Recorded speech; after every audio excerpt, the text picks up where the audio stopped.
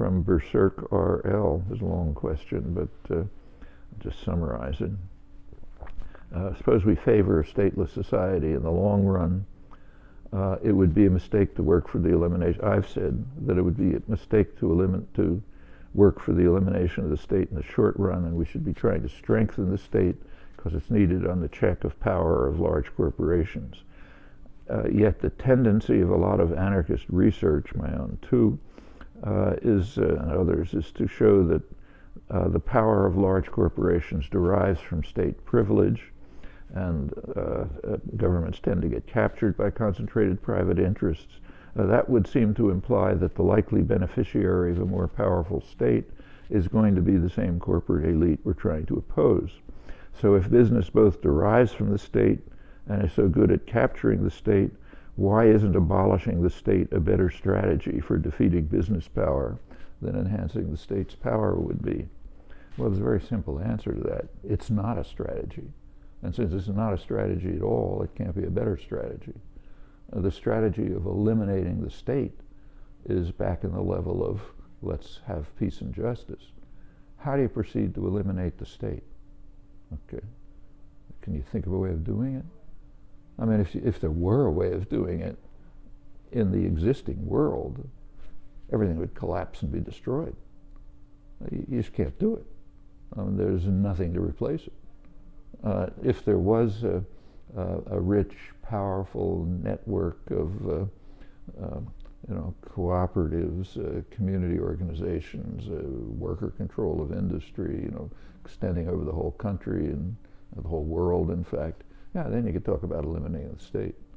But to talk about eliminating the state in the world as it exists is simply to keep yourself in some remote academic seminar or small group, saying, gee, this would be nice. It's not a strategy, so it can't be a better strategy. We are faced with realities. What is described here, and in fact it's true, I've written plenty about it too, is that we have a number of systems of power, closely interlinked. One of them is corporate power, business power. That's by far the most dangerous of all. That means effectively unaccountable private tyrannies. A second, pretty closely linked to them, is state power. And the comment is correct. As the commentator says, I've written about it too a lot, that state power tends to be overwhelmingly influenced by concentrated private power. Okay, those are real problems. Now we face strategies. So for example, let's say take say healthcare, okay, right on the front pages. What's the strategy for dealing with the fact that tens of millions of people can't get the best health care they can get is to be dragged to an emergency room when it's too late to do anything? I mean, that's a real problem. And that's a huge part of the population. Second problem is that in a privatized, unregulated healthcare system, like the United States, and I shouldn't say like because it's the only one, in a privatized, unregulated healthcare system where the drug companies are so powerful that the government isn't even allowed to negotiate drug prices.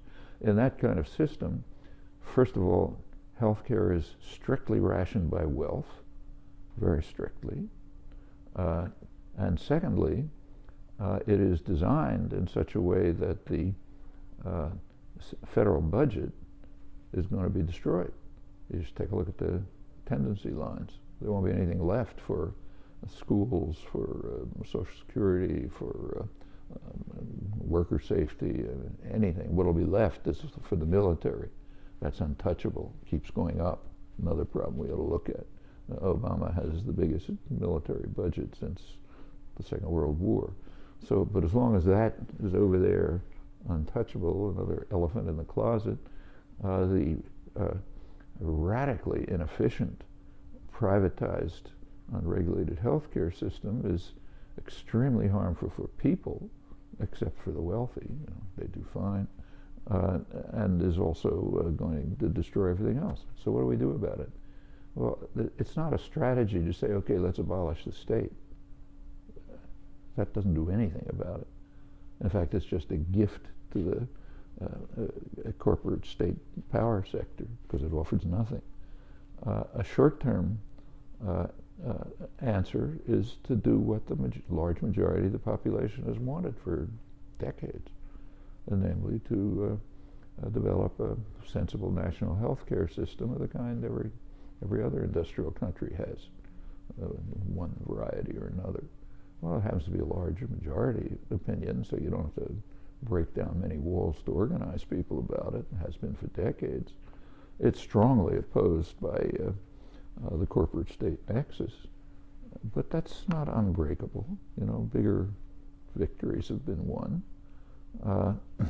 We could go into details, you know, like what do you do about the fact that the Democrats have sold out, for obvious reasons, on even minor palliatives like a public option and so on. What do you do about the fact, let's say a concrete fact, there was just an election in Massachusetts which surprised everyone, totally, almost completely misrepresented, but we'll go into that.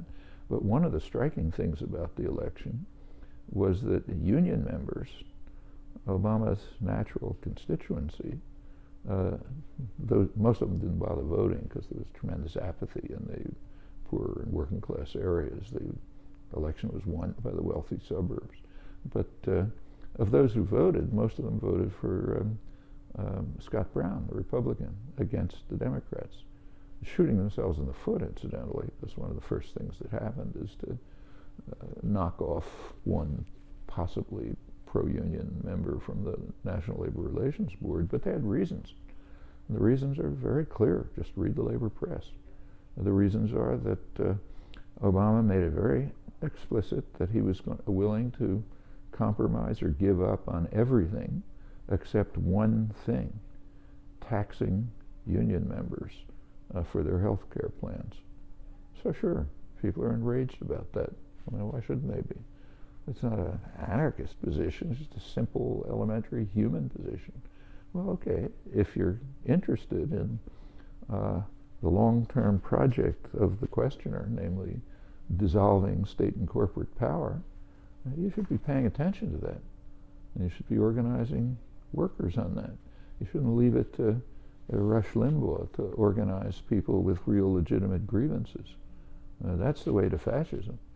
You should be out there organizing them themselves on their concerns. You know, their concerns can be related to, and easily related to, much longer term anarchist style projects, but that's where anarchists should be working.